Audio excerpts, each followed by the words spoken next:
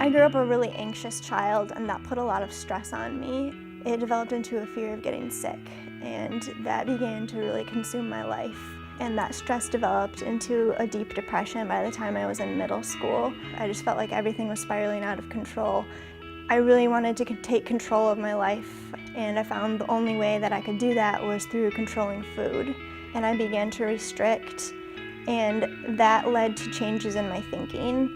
And the feelings of guilt and shame that I felt from eating resulted in me cutting myself for some type of relief. It was the only relief that I could get. Even after being through a hospital program, I had no desire to change, and I became manipulative, and I was lying a lot, and my eating disorder became my identity. I didn't have a relationship with God. I was stuck in this vicious cycle with my eating disorder and constant feelings of guilt and shame. After a while, I became desperate.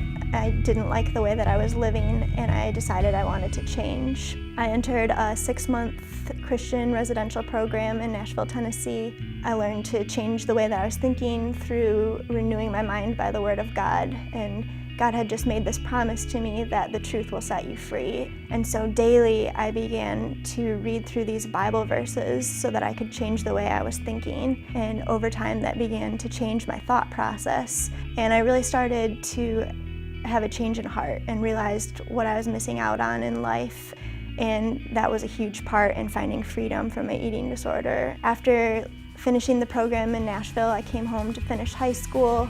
I've gotten married, I've finished college, and I've started grad school, and God has just been so faithful in helping me to find a whole new level of freedom. After my husband and I got married, we did some searching and finally ended up here at Resurrection Life, and that has really been a blessing for us. A very important part of maintaining freedom is establishing a new identity. And I learned that I could change my thoughts through renewing my mind with the truth from the Word of God. When you hit that rock bottom and don't know where to go, there is a God that cares and can bring you real freedom that lasts. And it's only through God that you can find that freedom. Doing it on your own isn't going to get you anywhere.